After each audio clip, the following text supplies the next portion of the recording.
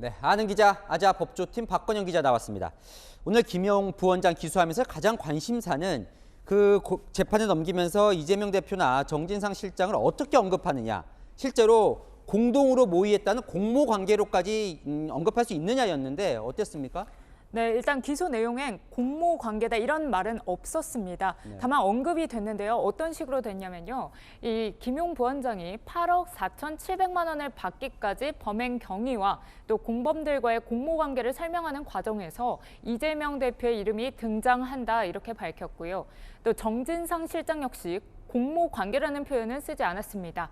그렇다더라도 이 김용 부원장 등이 대장동 민간업자와 유착 관계를 형성하고 또 정치 자금을 주고받는 과정을 설명하면서 수차례 언급돼 있다고 합니다.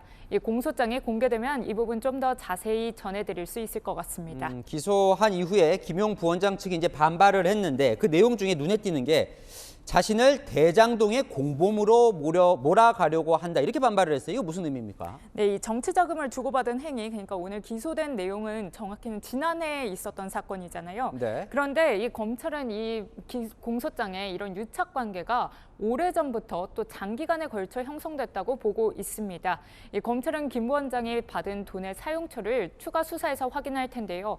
결국 이 돈이 이재명 대표가 성남시장 시절 추진된 이 대장동 개발 관련 특혜의 대가성인지 밝히는데 검찰이 주력할 걸로 보입니다. 자, 이제 김용 부원장은 이제 계속 진술을 거부하고 있고 거기서는 유동규 전 본부장 진술 말고는 증거가 없다고 얘기를 해요. 증거가 없는 겁니까? 안 보여주는 겁니까?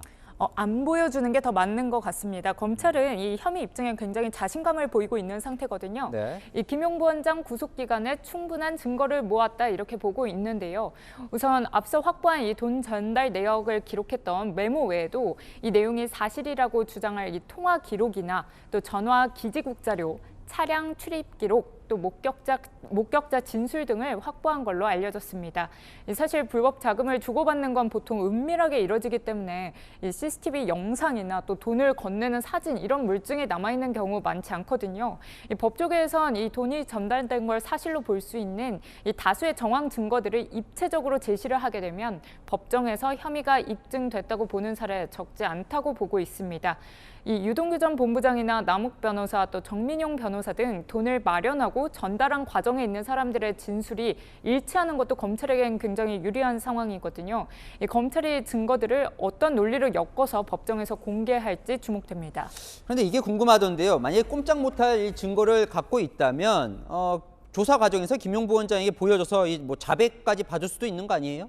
네, 실제로 이 김용 부원장 측에서는 검찰이 계속 증거를 제시하지 않았다 이렇게 주장을 했는데요. 네. 사실 검찰 입장에선 증거 제시를 서두를 이유가 없습니다. 아, 그렇습니까? 예, 두 가지 이유 때문인데요. 하나는 올해부터 형사소송법이 검수완박으로 인해 바뀌었습니다. 그러면서 조사 과정에서 이 검찰이 작성한 조서를요, 피고인이 거부하게 되면 재판에서 증거로 채택할 수 없습니다.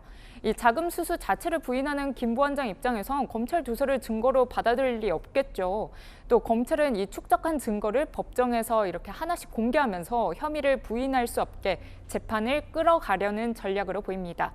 그리고 또 두 번째 이유는요, 이 지금 확보한 증거가 정진상 실장이나 이재명 대표가 받는 의혹들과 직간접적으로 연관돼 있기 때문인데요.